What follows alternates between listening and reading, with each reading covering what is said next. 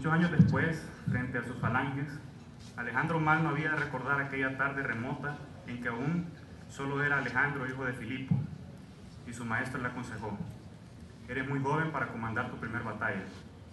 Alejandro, soñador desde joven y por tanto un poco loco, negó el consejo de Aristóteles y contestó al último de los tres grandes sabios griegos: si espero, perderé la energía de la juventud. A veces los jóvenes economistas sentimos que la realidad es más fuerte que nosotros, que hace falta tanto por aprender y que hay tanta, pero tanta gente adulta que parece entender todo mejor. A veces los jóvenes olvidamos precisamente ese sujeto adjetivo que tenía muy presente Alejandro, hijo de Filipo. Somos jóvenes, llenos de juventud, y eso implica que tenemos todo un futuro por delante. No tenemos tanta experiencia, sí, es cierto, pero tenemos vida, tenemos energía y quizás sobre todo tenemos sueños. Uno de estos sueños es que nuestra generación sea mucho más activa en los problemas que enfrenta nuestro país. Y para lograr eso es necesario forjar una relación más estrecha entre los estudiantes de economía de las principales universidades del país. Creemos que juntos podemos más, y este debate es una de las tantas actividades que se deberían realizar para fomentar el desarrollo estudiantil en general, o al menos del estudiantado en ciencias económicas en particular. Pero bien, para lograr una mejor manera los objetivos que nosotros nos tenemos propuestos, la mecánica del debate es la siguiente. Primero, va a haber una ronda de 10 minutos donde cada estudiante va a exponer sus razones sobre por qué no crece la economía. Luego de esta fase expositiva, cada estudiante criticará durante 5 minutos máximo lo expuesto anteriormente por sus colegas. Al finalizar esta fase de crítica, el moderador preguntará directamente a cada estudiante sobre alguna crítica que haya realizado otro estudiante. Cada uno de los estudiantes vamos a contar con 3 minutos para responder a esta crítica. Finalmente, los comentaristas y moderador tendrán 10 minutos cada uno para darnos sus opiniones y pensamientos referentes a la actividad. Concluyendo las palabras de bienvenida y para demostrar la capacidad de una nueva generación de profesionales que intentan salvar el país, para demostrar también que la juventud no murió con la guerra civil, para demostrar que creer es poder, y citando a Francisco Morazán, el último centroamericano, que una vez nos dijo: excito a la juventud, que es llamada a dar la vida a este país que dejo con sentimiento por quedar anarquizado, y deseo que imiten mi ejemplo de morir con firmeza antes de dejarlo abandonado al desorden en que desgraciadamente hoy se encuentra. Con esto damos inicio al primer debate interuniversitario: ¿por qué no crece la economía? Muchas gracias. Muy buenas tardes. Como explicaron, yo voy a introducir el argumento que traemos con mi compañera Andrea. Como todos sabemos, estamos aquí para discutir por qué El Salvador no crece. Estoy seguro que el resto de mis compañeros, así como los moderadores, deben conocer mejor que yo, y por mucho, argumentos en términos puramente económicos. Sin embargo, lo que a mí siempre me funciona es, cuando tengo que empezar algo en economía, antes de empezar a derivar o integrar o lo que haga falta, me gusta dejar las cosas en los términos más sencillos posibles. Y las metáforas me ayudan. Pensemos en lo siguiente. Tenemos a un joven que está saliendo del bachillerato, con la vida por delante, pero una vida que le exige tomar decisiones. Por ejemplo, ¿a qué va a dedicarse? ¿Qué actividades va a emprender? En fin, ¿cómo va a ganarse la vida? Pues para un país, la situación es bastante similar. El país debe decidir a qué va a dedicarse, qué actividades va a emprender, en fin, cómo ganarse la vida. Por lo tanto, de ahora en adelante, al pensar en por qué El Salvador no crece, podemos ir un poco más lejos y no solo pensar en la mala suerte por terremotos o tormentas a las que ya nos hemos acostumbrado, y pensar en si El Salvador ha elegido o no las actividades adecuadas. Y quizás más importante, y por ahí va nuestra tesis, si El Salvador tenía o no las condiciones indicadas o propicias para tomar ciertas actividades. En por lo menos los últimos 100 años, El Salvador ha pasado por 3 modelos. El primero de los cuales es el modelo agroexportador, que de acuerdo a Alex Segovia en el documento Cambio Estructural, Políticas Macro y Pobreza en El Salvador, nos explica que este tuvo vigencia hasta 1989. Luego tenemos el modelo de industrialización por sustitución de importaciones, el ICE, que como su nombre lo indica busca eso, que importemos menos. Este se tomó en paralelo con el agroexportador desde el 50 en el mandato del presidente Osorio. Pero ambos terminaron en el 89 para darle paso al tercero, el modelo de promoción de exportaciones, que como leemos en el capítulo 12 del libro El Salvador, Historia Mínima, titulado Las reformas neoliberales, un balance crítico, este fue propuesto por Fusades en la segunda mitad de la década de los 80 y adoptado desde el 89. como respuesta ante lo que para ellos eran dos modelos ya agotados, los dos que acabamos de mencionar. Sin embargo, este no logró sus perspectivas, pues como ese mismo libro nos comenta, en ese lapso de alrededor de 20 años, las exportaciones se han mantenido alrededor del 12 al 14% del PIB, mientras que las importaciones han crecido del 27.7 al 50%. Ahora, ubicados en este modelo en particular, ya cabe preguntarnos, dada la actividad que elegimos, ¿qué se hizo mal? ¿Qué faltó? La discusión sobre crecimiento realmente no ha jugado un rol protagónico en el debate nacional. Sin embargo, en el último año ha cobrado relevancia, en parte gracias a la Socio por el Crecimiento, una iniciativa de la administración Obama por fomentar el crecimiento de un selecto número de países a nivel mundial. Esta iniciativa ha reunido los esfuerzos de economistas nacionales y extranjeros para identificar las principales restricciones que enfrenta el país. Las principales conclusiones a las que llegan es que se debe a un problema de criminalidad y también a una baja productividad del sector no transable. El sector que ha tomado mayor relevancia en el país ha sido el de no transables, o sea, aquellos que están orientados a la demanda interna, lo que significa que el crecimiento está basado en el consumo y el gasto, factores que no garantizan un crecimiento de largo plazo. Pero también es aquí donde es fundamental el papel protagónico que debe tomar el gobierno para poder estimular una mayor inversión y mayor exportaciones y así garantizar un desempeño superior de la economía. Pero para poder llevar a cabo esa transformación, el gobierno debe primero trabajar en fortalecer las debilidades estructurales que tiene, es decir, brindar las condiciones que permitan desarrollarse al sector transable y para poder aprovechar sus ventajas. Algunos de estos requerimientos que se deben cumplir son como ubicar sectores clave. En segundo lugar, mejorar los niveles educativos y brindar igualdad de oportunidades. Invertir en el capital humano, pero no solo en una mayor cantidad, sino también en mayor calidad. Y en tercer lugar, mejorar el clima de negocios, ya que actualmente se identifican problemas como la poca confianza en las instituciones, la delincuencia u otras medidas que desincentivan la inversión. Más que la pregunta de cómo no crece la economía salvadoreña, debemos de explicar bien que la economía está creciendo. La economía en promedio en el año o en la década del 2000 creció 1.9%. El problema radica en que somos un país en vías de industrialización. Entonces, países como el nuestro tienen que crecer a tasas por lo menos del 6 al 7%. Siendo puntuales, yo he identificado 4 ejes por los cuales la economía salvadoreña no crece tan aceleradamente como debe de hacerlo. La primera es la poca inversión y el poco crédito productivo que se destina actualmente. La segunda es la baja productividad de la mano de obra. La tercera es la falta de políticas públicas. Y la última es la poca diversificación de la estructura exportadora que tenemos actualmente. Algunos me dirán, pero la inversión la fomentamos. Nosotros damos exenciones fiscales, pero el problema no es nada más de exenciones fiscales, sino generar al inversionista o al empresario, primero, la seguridad de la rentabilidad. Primero, el retorno de su inversión y segundo, la rentabilidad de su inversión. Segundo, en El Salvador no se está generando una seguridad ni física ni jurídica. No se reducen lo que los neoinstitucionalistas llaman coste de transacción. No se reduce la incertidumbre o el riesgo.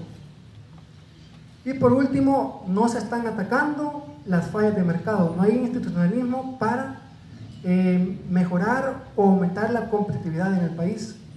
Uno de los problemas es que no ha habido una reforma educativa aquí en El Salvador que haga mejorar el recurso humano existente en El Salvador, que pueda atraer inversión extranjera directa. En el 90, el 42% la mano de obra estaban en la PEA, para que me entiendan un poquito mejor, estaba en el sector servicios. Actualmente hay un 58% en el sector servicios. Y muchos me dirán, ¿de dónde es que tú dices que es el que tiene más baja productividad? El doctor Ovidio Cabrera, que trabaja en el BCR y es director de investigaciones de allí, menciona que la productividad del sector servicios apenas llega al 2.2%, a comparación de la industria que anda por el 6%, la manufactura. Entonces ustedes pueden apreciar claramente que ese traspaso de mano de obra de sectores muy productivos como la industria a sectores poco productivos va en decremento del crecimiento económico. El crecimiento económico hace referencia al incremento cuantitativo de la producción de un país en un determinado periodo. Si bien toma en cuenta aspectos cualitativos de la dinámica productiva y comercial, no puede ser considerado como un indicador ni de bienestar ni de desarrollo. Por lo tanto, este debate no está orientado a dar respuesta ni al bienestar de la población ni a la condición de subdesarrollo del país, sino más bien trata de la dinamización y aumento de bienes y servicios producidos en la economía. A lo largo de mi exposición, sostengo que el crecimiento económico de El Salvador se encuentra limitado por la reproducción de problemas estructurales en cuanto a la organización productiva interna y a su inserción en el comercio internacional, los cuales se han profundizado en el contexto de la implementación y desarrollo del modelo económico neoliberal. La tasa promedio de crecimiento del PIB real en el periodo de 1961 a 1979 fue de 5.16%, mientras que para el periodo de 1990-2011 fue de 3.4%. Es decir, ha sido mayor la tasa promedio de crecimiento previo a la implementación del modelo económico neoliberal que en el contexto de este mismo. Se liberalizó y se privatizó, permitiendo las inversiones privadas en sectores estratégicos cuya pertenencia era del Estado, tales como las telecomunicaciones, la energía eléctrica y los servicios financieros. Por lo tanto, El Salvador posee una orientación productiva hacia el sector servicios y la producción y empleo del sector agropecuario ha sido absorbido por el énfasis y promoción de dicho sector. Para aprovechar los supuestos beneficios de la dinámica comercial, el país implementó una serie de medidas de liberalización y desregulación de los mercados, cuyos resultados han sido los siguientes. Si bien existía déficit comercial previo al neoliberalismo, es en su contexto cuando la brecha entre bienes exportados e importados se amplía, manteniendo una tendencia creciente del déficit comercial desde 1960 y una agudización a partir de los años 90. Además, desde el año 2001, las importaciones de bienes agrícolas han superado las exportaciones de este. Respecto a la importancia de producir alimentos al interior del país y de asegurar la seguridad y soberanía alimentaria, Montoya señalaba, al contrario de lo que afirmaba Fusades acerca de que no tenía sentido producir internamente lo que podíamos importar a precios menores, el lema de los salvadoreños debería de ser: no tiene sentido importar lo que podemos producir internamente.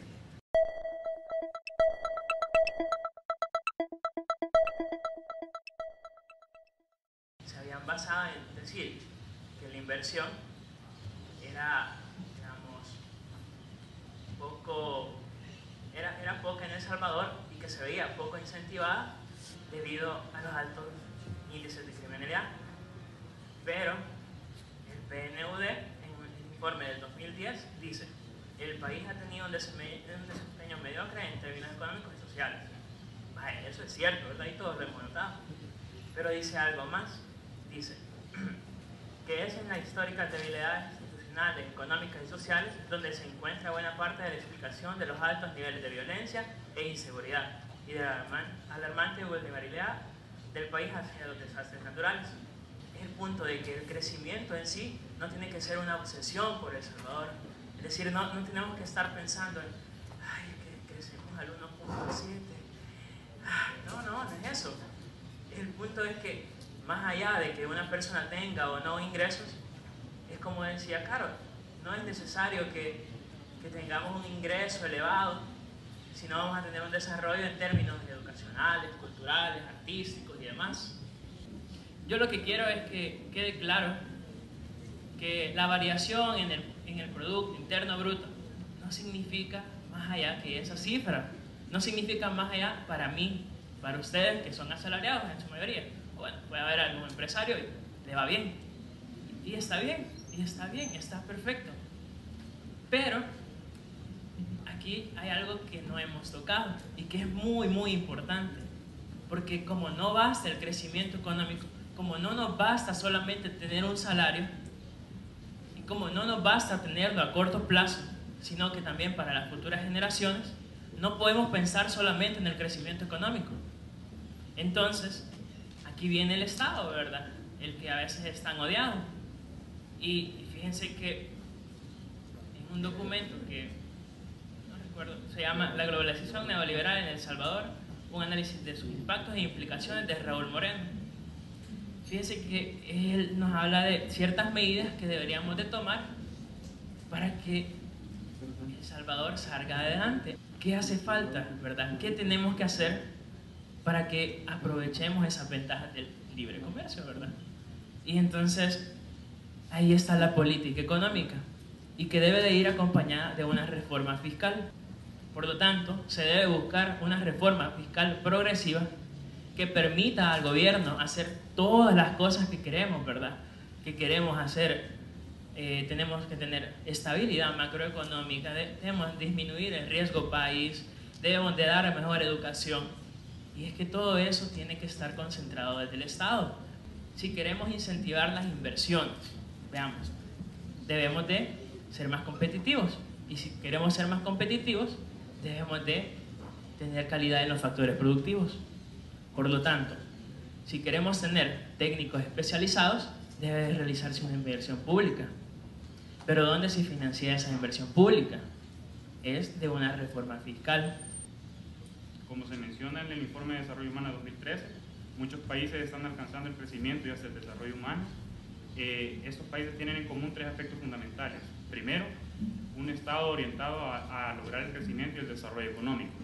Segundo, la creación de políticas públicas innovadoras. Y tercero, un aprovechamiento de los mercados mundiales. Yo me acuerdo que cuando a uno le empiezan a enseñar sobre las teorías del desarrollo, le dicen que el desarrollo implica crecimiento económico. Y eso para mí es cierto, ¿verdad? Sin embargo, creo que también el crecimiento sostenido implica desarrollo, porque si no, vuelve a ocurrir lo que ya pasó desde los 90 hasta el día de hoy. Un modelo donde no se invirtió en la gente y que hizo estallar nuevas crisis sociales, culturales y hasta de convivencia humana que sufrimos hoy en día, y que al final terminan afectando hasta el crecimiento mismo. Es preciso que el Estado pragmático guíe y racionalice la inversión no precisamente hacia donde se obtengan mayores beneficios en el corto plazo, sino hacia aquellos sectores que pueden contribuir a la reactivación económica. Entonces, pienso que lo anterior cobra mayor relevancia cuando en el país existe una falta de espacios donde invertir, y esto es bien fácilmente demostrable y también lo han tratado mis colegas, porque podemos hacer rápidamente un ejercicio de formulación de proyectos con el auditorio. Yo les aseguro que la alternativa que va a escoger la mayoría sería una inversión dentro del sector servicios, porque hay que aceptarlo. En nuestra economía existen pocos espacios para desarrollar una inversión con la geografía y niveles de ingresos que se tienen. Por eso es que todo el mundo piensa en poner pupuserías, porque son los únicos espacios que hay realmente para invertir.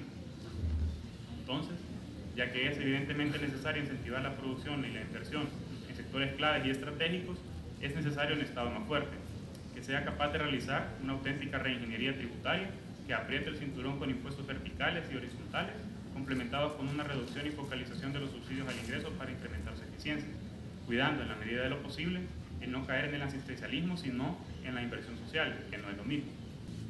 Entonces, si queremos un crecimiento sostenido como el de Singapur, hay que tomar ejemplo y hay que crear las condiciones internas que sustenten la competencia. Eso es fundamental, pues de ello depende que apostemos hacia experiencias fallidas o hacia nuevas visiones que no impliquen el abandono de nuestros compatriotas en la miseria, la policía migratoria mexicana o el desierto de Arizona. Para finalizar mi planteamiento y resumir, la economía salvadoreña no crece por la falta de inversión. Si deseamos una economía que tenga un crecimiento sostenible, es imperativo incentivar la inversión, particularmente la inversión en sectores claves de la economía, y para ello se necesita un Estado más fuerte que guíe e incentive la inversión que más dinamice la economía. Vamos a comenzar al revés, en el orden inverso del que hemos tenido. Entonces, repite Gabriel Pleites, pero ahora con el aspecto de críticas. 5 minutos cada uno. Tal vez tengo una sola crítica contra lo que decía Andrea y su compañero.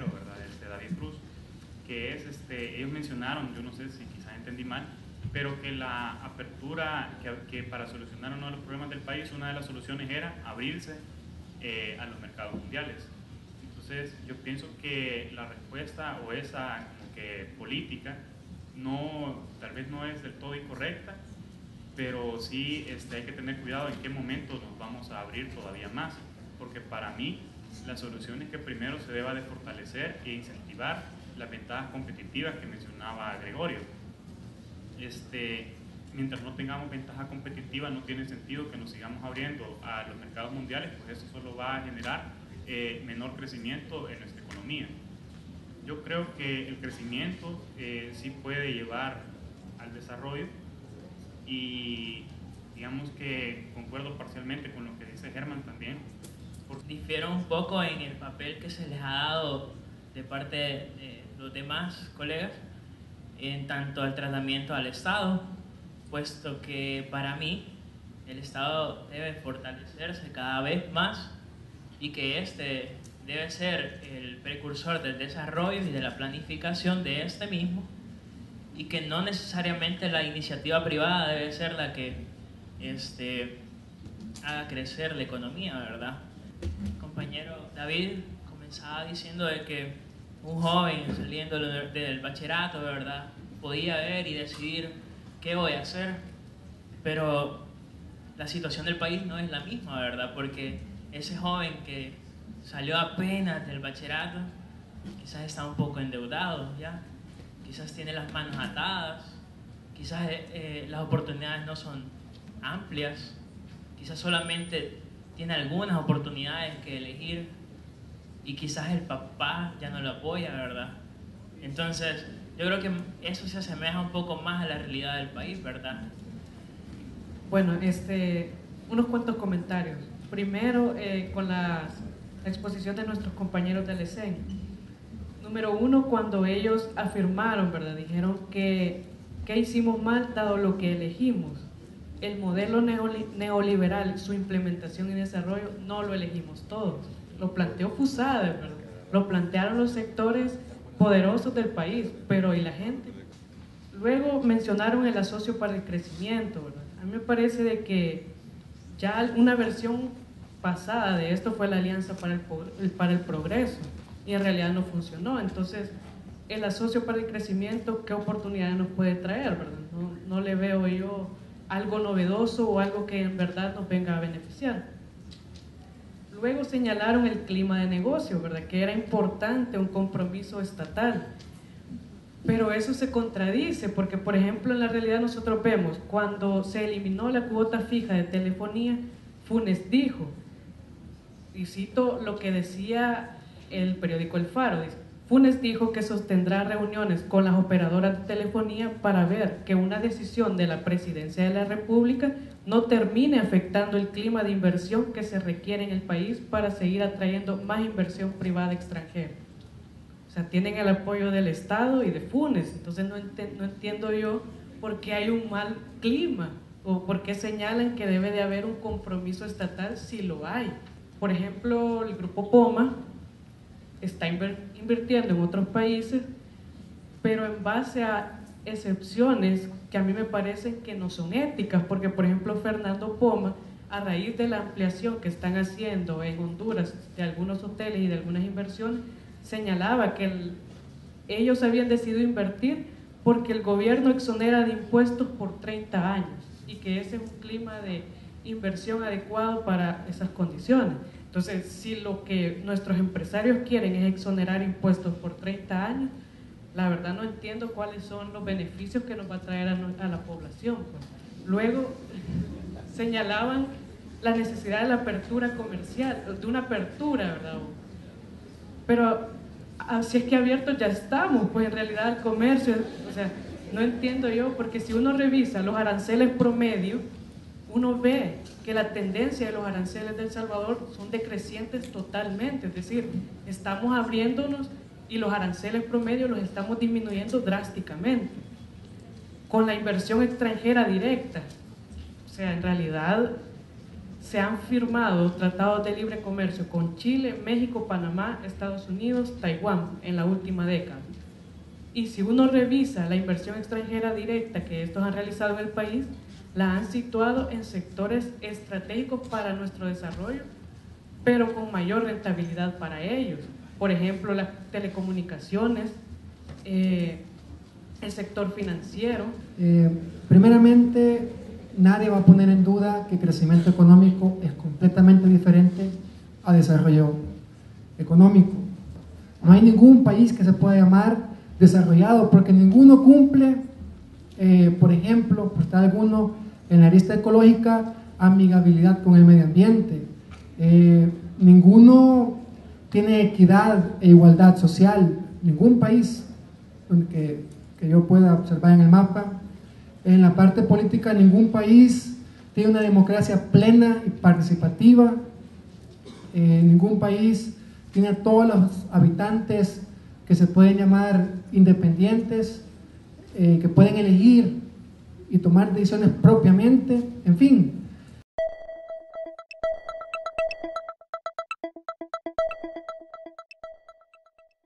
Yo sí creo firmemente que lo que genera empleo en el país productivo es la empresa privada. Claro, no estoy de acuerdo en que la empresa privada sea manejada libremente, debe haber una planificación estatal. Y recalco, no es que se vaya a reinventar los productos que se deban de apostar como nación, sino simplemente ya están identificados, por supuesto que están identificados, pero hay que apoyarlos, hay que proteger industrias. Por ejemplo, yo hablaba de que se debe mejorar la productividad laboral. Y yo decía que el sector servicios es donde se había migrado más la población económicamente activa y por ende había poca productividad en el país.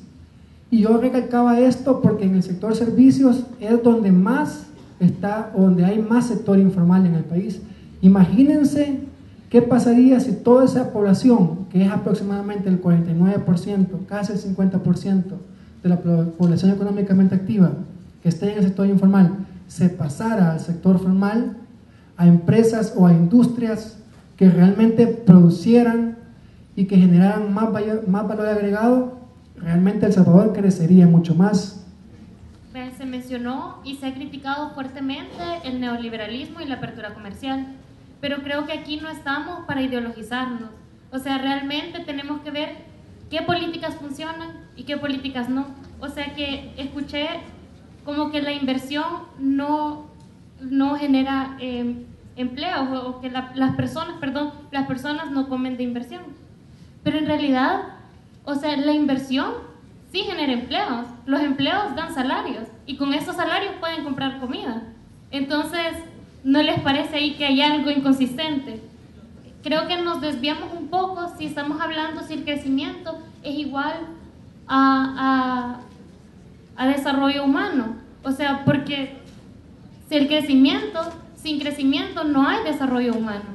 Me parecía interesante cuando Germán mencionaba que él no está de acuerdo con la idea de que la delincuencia es un obstáculo al crecimiento, porque la delincuencia se ha dado a raíz de las condiciones económicas. Estoy completamente de acuerdo. La delincuencia tiene un buen componente en sus orígenes de la situación en la que vivimos, pero considero que decir que la causalidad va solo en esa dirección tampoco es correcto, porque si bien la delincuencia pudo haberse originado por las cuestiones socioeconómicas, tampoco, no es menos cierto decir que actualmente la gente es renuente a invertir por la delincuencia.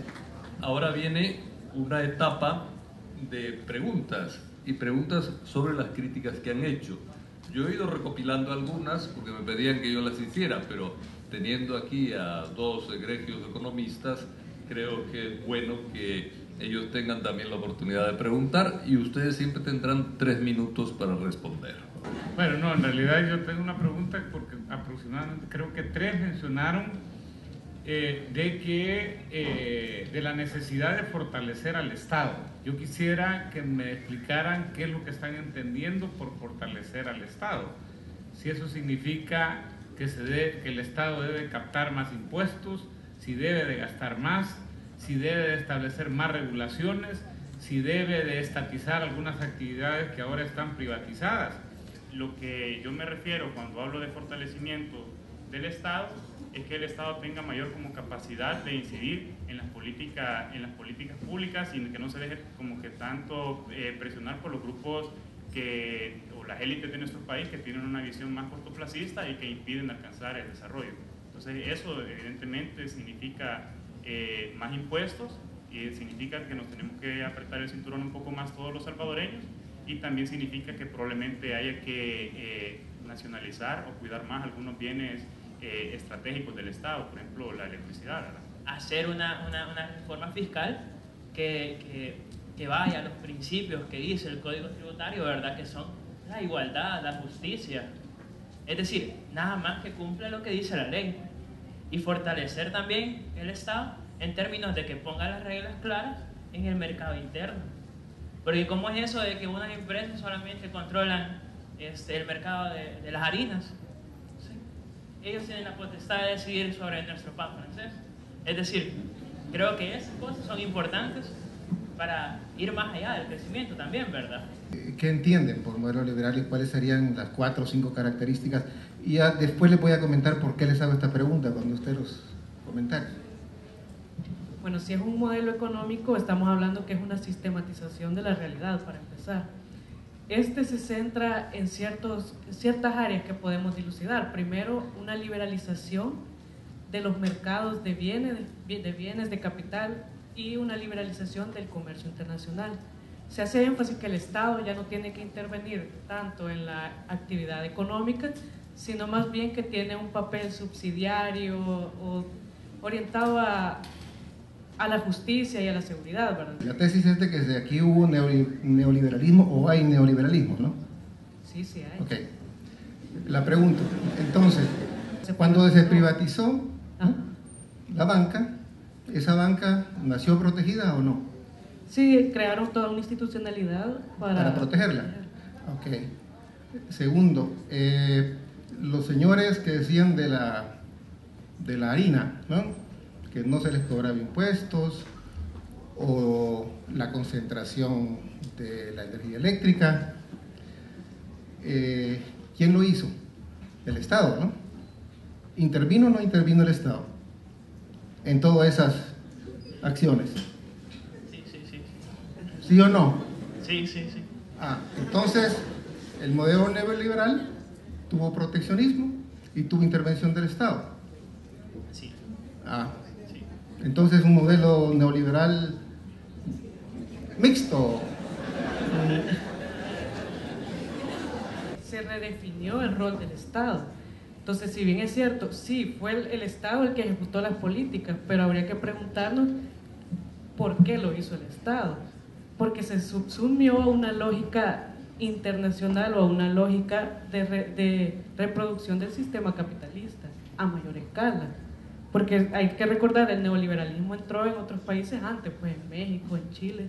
Entonces, a mi juicio, el rol que jugó el Estado fue implementar el neoliberalismo, pero obviamente la institucionalidad se creó a finalidad de hacer funcional el modelo neoliberal.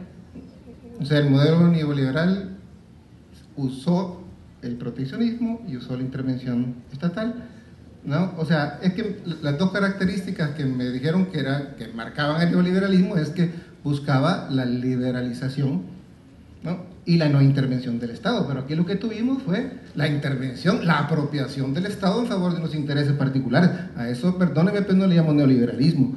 Gregorio, tú decías que no hay ningún país desarrollado.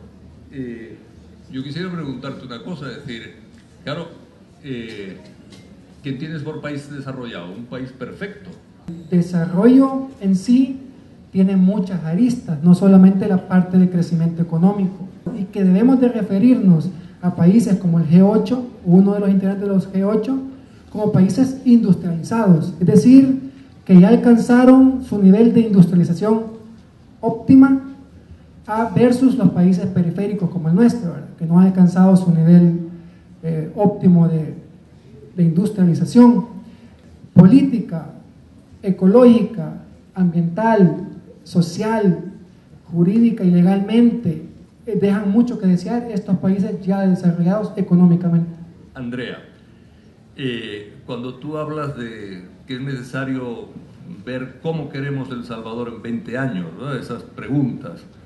No puede ser una pregunta muy ideológica esa. Bueno, criticabas un poco la ideología, pero cuando uno le dicen cómo queremos ver El Salvador en 20 años, yo he visto que ahí lo que sale es más paja que otra cosa a veces. Y la paja es una forma de ideología, ciertamente. Entonces, al criticar la ideología y plantear eso que queremos en 20 años, pregunto.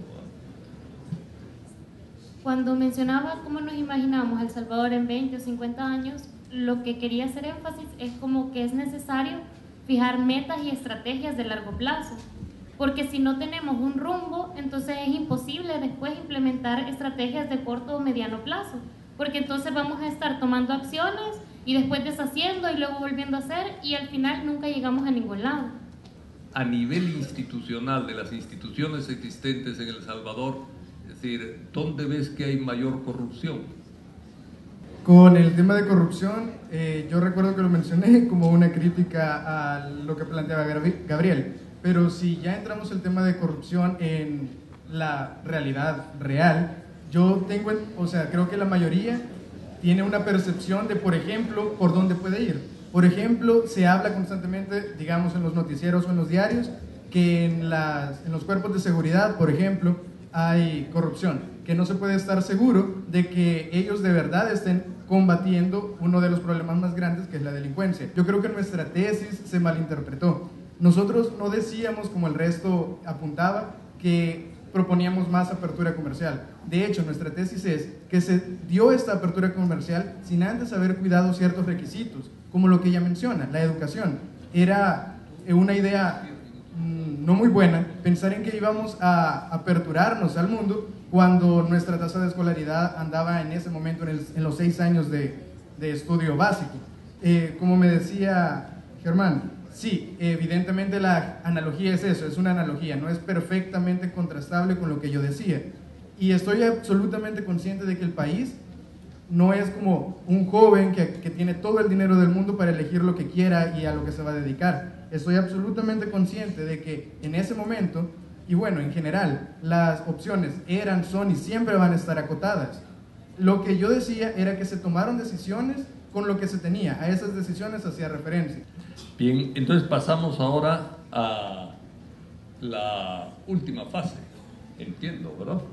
De que va a ser los comentarios que vamos a hacer Roberto Rubio, William Pleites y un servidor a lo que nuestros jóvenes economistas y futuros dirigentes de los rumbos económicos del país han hablado.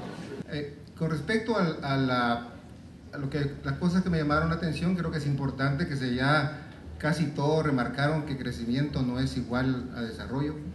Es más, un crecimiento acelerado te puede llevar a cosas no deseables. Ustedes saben que la guerra en este país vino en su periodo de mayor crecimiento. En el 79 el país estaba creciendo, 77, 78, 79 y vino la guerra. O sea que el crecimiento, y creo que es condición necesaria pero no suficiente. Hay que preguntarse por la calidad del crecimiento, cómo crecemos. En esta misma aula, me acuerdo hace ya bastantes años que estudié acá, había un profesor que nos dijo, miren, Santiago Ruiz, todavía él está en el Colegio de Economistas, decía, miren, es que usted puede crecer con la cabeza grande, con la mano torcida, con un pie más grande que el otro. O sea, el crecer no es solamente lo único, hay que crecer bien, ¿no? Y creo que a eso los economistas de ahora tienen que ponerle mucha atención. Un factor que quizás no mencionaron mucho, pero creo que hay que darle mucho trabajo en economía, es cómo nosotros convertimos al consumo y al consumismo en el motor de la economía, y una economía centrada en el consumismo no va muy lejos. Luego también factores estructurales, bueno, se mencionaba el modelo, bueno, le pueden llamar neoliberal, yo le podría llamar liberal heterosexual, es decir, porque es una cosa, es una mezcla, ¿no? Hay que tratar de analizar bien qué tipo de modelo tuvimos, pero definitivamente el modelo es una causa fundamental. Y aquí sí es importante que nos salgamos del debate de si en estos factores, ¿no?, entre estructurales y coyunturales, o fueron los 20 años de arena o son los 4 del FMLN y FUNES, ¿no?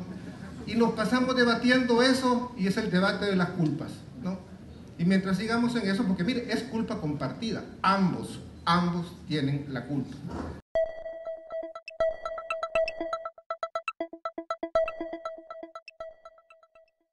Y también destacaron, creo, aspectos económicos y no económicos. Yo creo que un buen economista tiene que analizar los aspectos no económicos de cómo funciona la economía. Los aspectos institucionales, la corrupción, las mismas voluntades, ¿no? Creo que esos son aspectos que ustedes han señalado y que me parece que por esa vía podemos ir encontrando explicación a los problemas de la falta de crecimiento. A veces, yo creo, no sé si tendrá la misma impresión como digo Chema como buen católico, que los católicos a veces no somos muy dados, ¿no?, quizá por teología, por enseñanza, no sé, a ser más austeros, ¿no? Veo las iglesias calvinistas o veo las iglesias del Vaticano. Hay diferencias, ¿no? La sobriedad de una, la sobriedad de otras, o la que el nuevo Papa entre con esta sobriedad que se necesita. Somos muy dados a enseñar, ¿no? No tenemos dinero, pero nos compramos un gran carro que cuesta más que la casa, porque el carro sí lo enseñamos y la casa nadie lo invitamos, ¿no? Pero el carro sí montamos gente, ¿no? Somos muy dados a gastar, muy dados a enseñar, muy dados al consumismo, y eso influye, esa cultura, o puede que también cultura religiosa, influya en esas formas de cómo conformamos y vamos construyendo o deformando la economía, ¿no? Primero, yo creo que hay muchos atisbos en lo que ustedes han mencionado de que un economista tiene que hacer análisis no solo de política económica, sino de economía política. Es decir, muchas cosas se explican no solo por los números, no solo por las ecuaciones o los logaritmos, o la econometría nos explica las correlaciones, sino también los intereses que hay detrás. Este país se peinó de una manera porque alguien lo hizo de esa manera, porque hubieron intereses determinados que condujeron. Ustedes vayan a la historia y analicen cómo se desarrolló la infraestructura vial en este país y se dan cuenta que la agroexportación y detrás de ellos los agroexportadores conformaron en buena parte la infraestructura de este país durante años, y por eso el norte del país, que no tenía intereses cafetaleros grandes, quedó bastante incomunicado. Estoy simplificando, ¿eh? Pero antes de la guerra era el reino de los exportadores, ahora son los importadores, son los traficantes de cualquier cosa, los traficantes ilegales, etcétera, los que también están imponiendo mucho y determinando mucho la política económica. Para entender, por lo tanto, el curso de la economía, veamos esto. Por último, una recomendación más de orden, llamémoslo así, epistemológico. Me voy a meter nuevamente con la religión. Dice la Biblia, ¿no?, una frase famosa que todos conocemos, que la fe mueve montañas, ¿no? Pues yo creo que también, y subrayo también, la duda mueve montañas. Hay que dudar. Duden de lo que les digo, duden de lo que les decimos, duden de lo que le dicen sus profesores. Eso es un buen principio para construir, para decir, como decía Gabriel, para ir buscando la verdad. La verdad se construye a través de la fe y de la duda. No acepten las cosas como se les dan, porque así se las han dicho siempre, ¿no? Cuestionen. Y por eso yo traía a cuenta lo del modelo neoliberal. Cuestionen, no para decir que el capitalismo es bueno, no, para nada. Es para comprender mejor qué tipo de esquema tuvimos y dónde están los defectos. Por lo tanto, yo termino diciendo, miren, es tan importante, no solo lo que aprenden, sino cómo lo aprenden. Y yo quizá voy a comenzar al revés que Roberto, voy a comenzar dándoles algunas recomendaciones. La primera, creo yo que es importante que cuando participen en eventos de esta naturaleza tengan mucho cuidado de portarse como jóvenes y no como viejos. En realidad, fíjense que Napoleón Bonaparte tenía una frase que decía que un demócrata, decía, es un conservador joven y un conservador es un demócrata viejo, decía así. Justo pues para tener cuidado, ¿verdad?, de que realmente uno puede envejecer fácilmente, sobre todo pues si no se cuida justamente de poder apreciar ese valor valioso que tiene la juventud, que es precisamente ese idealismo, ese compromiso más con el futuro que con el pasado, ¿verdad? Porque justamente esa es mi segunda recomendación, que realmente le asignen más importancia al futuro que al pasado. No es que la historia no sea importante, la historia sobre todo es importante para no repetirla y para no cometer los mismos errores que se han cometido en el pasado. yo realmente quizás la tercera, y en ese sentido, pues, o sea, quizás la tercera recomendación es también que estén abiertos a nuevas ideas. Algo que debe de caracterizar a una universidad es justamente la apertura al pensamiento universal, ¿verdad? Y yo diría, ojalá que la generación de ustedes no se parezca a la nuestra. Yo diría que la generación nuestra fue una generación ampliamente afectada por los fundamentalismos, ¿verdad? Y también diría yo porque fue una generación altamente polarizada. Tan polarizada fue que prácticamente participó activamente en un conflicto armado de 10 años de duración que en términos de crecimiento económico nos significó pérdidas equivalentes a 26 años. Dichas esas 4 recomendaciones, ¿verdad? Yo diría pues que en primer lugar, a mí me parece pues que sí es importante esa reflexión que ustedes han hecho en términos de saber diferenciar entre crecimiento y desarrollo y saber distinguir pues que realmente el crecimiento no es un fin en sí mismo, sino que es un medio que debe de obedecer a un objetivo mayor. Nosotros creemos que debe de ser el desarrollo humano, ¿verdad? Y sí tener en cuenta que a veces en realidad el tema de por qué no se avanza en términos de mayores tasas de crecimiento económico o de mayores niveles de desarrollo humano va más allá de los modelos económicos. Hay que enjuiciar críticamente los modelos, pero no hay que echarle la culpa estrictamente a los modelos. A veces puede ser también la instrumentalización de los modelos. En realidad, si nosotros queremos avanzar en materia de desarrollo, entonces tenemos la primera tarea que es importante realizar es la formulación de objetivos y de metas humanas. O sea, en realidad, decíamos, el crecimiento económico es un medio, pero ¿cuáles deben de ser entonces los objetivos y las metas que se deben de perseguir en una economía al servicio de la gente? Bueno, para eso hay que irle a preguntar a la gente. Nosotros hemos hecho algunos grupos focales últimamente, ¿verdad? Y llama la atención, por ejemplo, que cuando a la gente le preguntan, mire, ¿y cuál es la mayor aspiración que usted tiene para decir que puede llegar a ser feliz o alcanzar mayores niveles de bienestar? Lo primero que dice la gente, fíjense, es tener casa, tener una casa digna, es lo primero que menciona. Algo que prácticamente ha estado ausente prácticamente de toda esta discusión.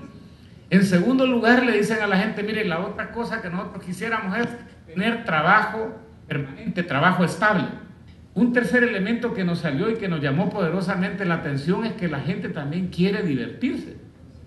Fíjense que para ellos divertirse es ir a la iglesia o ir a la congregación, ir a las reuniones de su grupo religioso. No tienen dónde divertirse ni en la casa ni en la escuela, ¿verdad? Lo digo pues simplemente porque al momento de formular metas de desarrollo es importante tomarle la palabra a la gente. O sea, por eso es que es importante que no solamente le apostemos al crecimiento. Del modelo neoliberal o del modelo de, como decía, de promoción de exportaciones y atracción de inversiones es del que más se ha hablado acá, y yo solamente diría pues que al final de cuentas es un modelo muy diferente lo que se dijo que se iba a hacer a lo que realmente se hizo. Nosotros hemos hecho un trabajo donde básicamente mostramos que más que un modelo de promoción de exportaciones y atracción de inversiones, ha sido un modelo de exportación de mano de obra. Muchas gracias. Hay una cosa muy sencilla, es las instituciones. Generalmente cuando hay élites extractivas, es decir, élites que quieren extraer recursos de los demás, ponen instituciones que les facilitan esa extracción de recursos en beneficio de unos pocos. Y cuando hay élites inclusivas que tratan de incluir a todos en X beneficios de la producción y del trabajo común, ponen instituciones que permiten incluir a la gente en los beneficios del trabajo común, porque la riqueza se produce colectivamente, digamos, todo el mundo produce riqueza, los que trabajan, ¿verdad? Un país que tiene 2 sistemas de salud pública, ¿verdad? Unos para los que tienen más, otros para los que tienen menos. Un país que tiene un doble sistema de educación, es decir, una educación, viendo la PAES, es decir, una educación bastante deficiente y una educación básicamente de primer mundo, es decir, porque hay varias universidades, las 3 que están aquí representadas, enseñan, al menos en el pregrado, lo mismo que se enseña en el primer mundo. En el salario, hay un país con 2 niveles de salario mínimo, ¿verdad? Y además 2 niveles de salario mínimo que tienden siempre a diferenciarse cada vez más. Están pidiendo un 12% en año y medio unos, en un año otros, ¿verdad? Pero un 12% para el salario de 224 es diferente de un 12% de un salario de 104,95, que es el salario agropecuario. Entonces, 2 líneas de desarrollo social, económico, de posibilidades de la gente, más vivienda, pues, que hay 2 niveles de vivienda, los que tienen agua potable instalada dentro de la casa y los que no lo tienen, pensiones, doble sistema, los que no tienen pensión, que son la gran mayoría, y unos pocos que la tienen. Entonces dice uno, bueno, el crecimiento económico en un país con unas instituciones que al final están diseñadas en beneficio de élites extractivas, creo yo, y no de élites inclusivas, al final, ¿qué significa el crecimiento económico? ¿Para qué queremos que crezca el país? Para que los de arriba tengan más. Decían muy bien los compañeros, es decir, que en los 25 años antes del 79, del 79 para atrás, 25 años, la economía creció al 5%, un promedio, ¿verdad? Aproximadamente del 5% anual durante 25 años. Es decir, nos lo ofrecen ahora, firmamos, creo yo, con este crecimiento tan exiguo que se tiene, y termina en una guerra civil.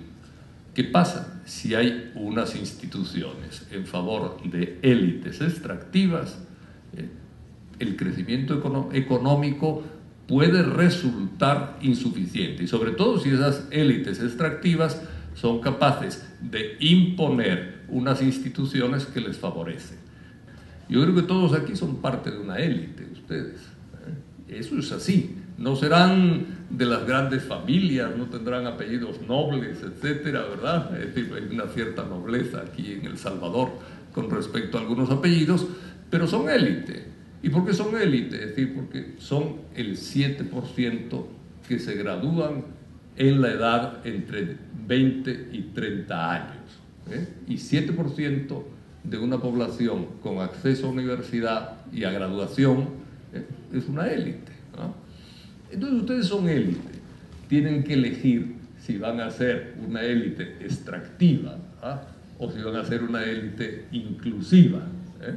El sentir en el día a día y el vivir en el día a día este tipo de doble camino, gente que tiene su futuro cargando sacos en el mercado central y gente que tiene acceso a modelos de carro modernos y a cambiar carro cada 5, 6, 8, 10 años, ¿verdad? Es decir, y bueno, pues hay gente que cuando ve eso se revela, ¿verdad? Se revela, diríamos, sanamente, tristemente para el país, marchándose al exterior, y después otros que se rebelan violentamente, ¿verdad? Es decir, la revolución política ya se hizo, digamos, con los acuerdos de paz. Bueno, queda todavía una revolución institucional económica por hacer.